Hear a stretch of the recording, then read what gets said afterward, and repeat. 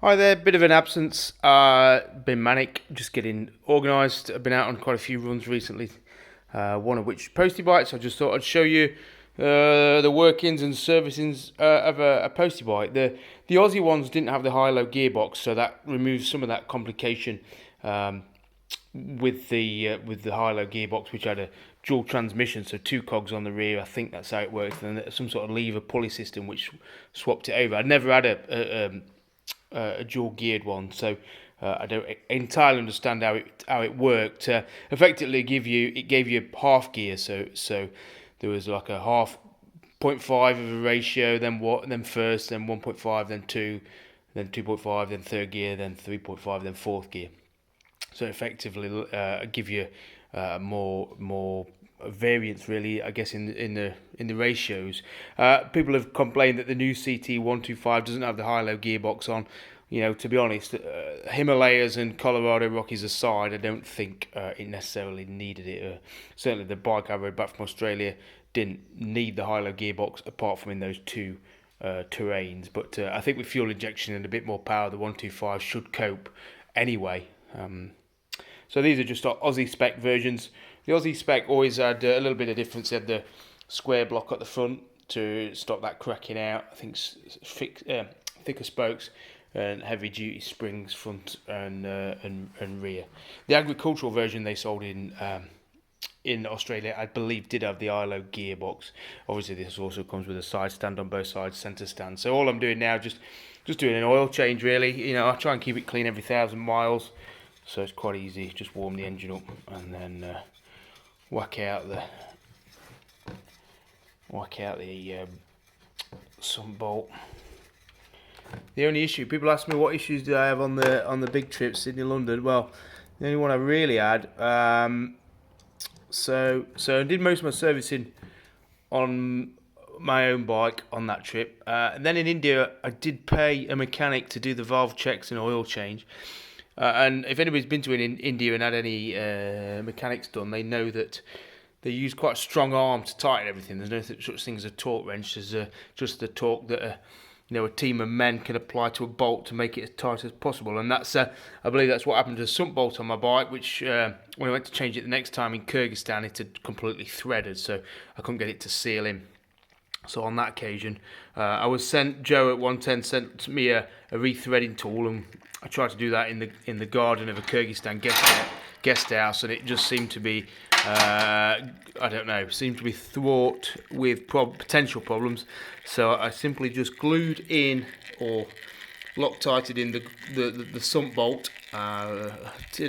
Drilled some holes in the sump guard to tie wrap a toothbrush up against it so it couldn't physically drop out. Smothered it in plastic metal, and it held all the way back to England. And when I needed to do an oil change, I simply removed the wing mirrors and flipped the bike into the inverted position, Top Gun-esque, and then drained the oil through the filler on the other side.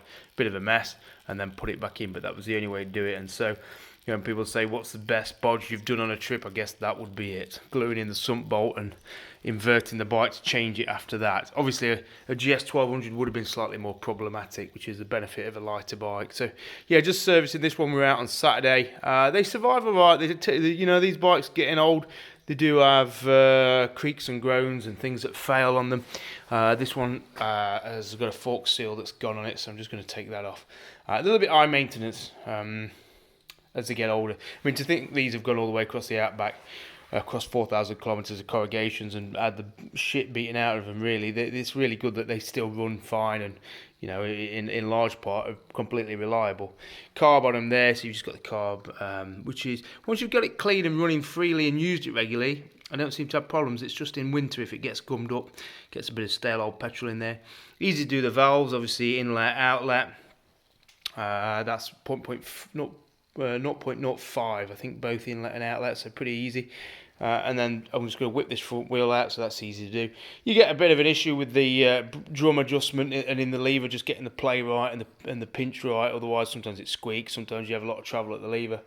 That's a little bit can be sometimes of an issue. On this side, what else do we have go wrong? Nothing major. Easy to adjust. Just on there, that adjusts your lever action. And there, that's about right. You can adjust the clutch just under that clutch cover, that just peels off, so you can adjust your centrifugal clutch just through there.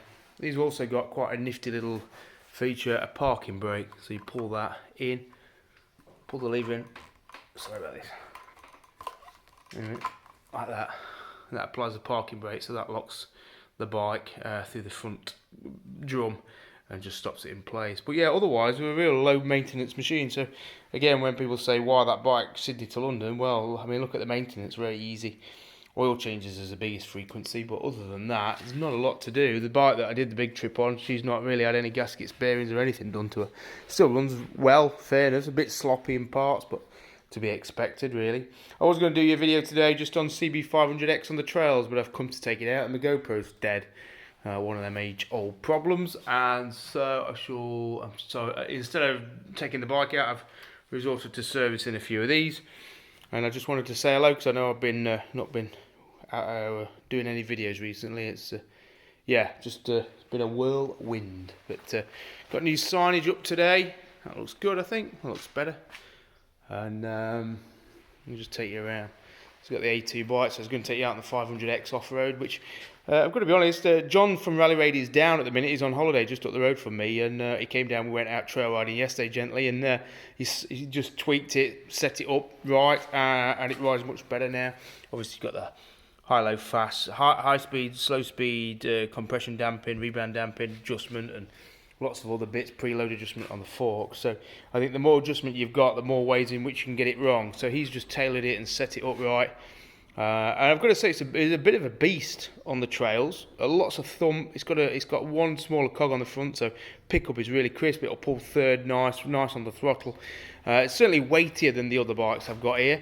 But then you put it next to a T7 10 700, and it's much smaller. So it does straddle the two the categories quite nicely. Small adventure bikes and those medium capacity bikes. You know, that does sit there nicely. So we've got those. They all need a good clean. GS310, KTM 390, Himalayan, and then we're out on these tomorrow. Interceptors and Continentals.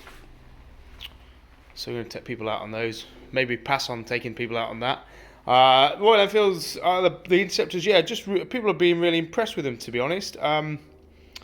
They're just a no-frills, no-fuss bike that just does a really good job of being enjoyable to ride. Enough power, good handling, relatively comfortable. And that's what we're going to do. Go out tomorrow, do a new loop. I'm just wrecking some routes, really, so fine-tuning it, ready for getting sort of customers down to take people on loops of Exmoor and things like that. But I think for North Devon, those bikes are absolutely ideal. So that's it. Dorothy's Speed Shop. Again, still got my maps out. If anybody wants to come down and do some one-on-one or trip planning with me, or I don't know, just talk nonsense about maps and places, that's it. Good to go. Good old Enfield. I've got to say, look at this. People are gonna loathe this, but it is what it is. So I've had a few more people through the A2 groups in the last week or two. Look at that. So at the end of the day, I say, which did you prefer? Which would you buy? Look at that. What's that? 14 to the Himalayan, 3 GS, 5 CRF, 4 KTM, 1 CRF CB500X. Admittedly, it's new to the fleet, so we'll forgive that. It's a low mark at the moment. But yeah, Himalayan, I don't know.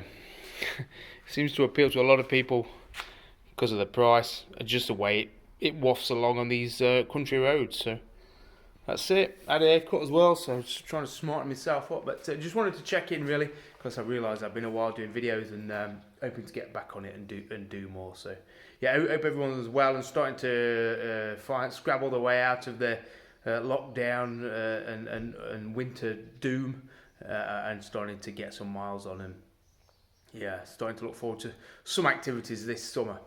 All right, take it easy. Bye.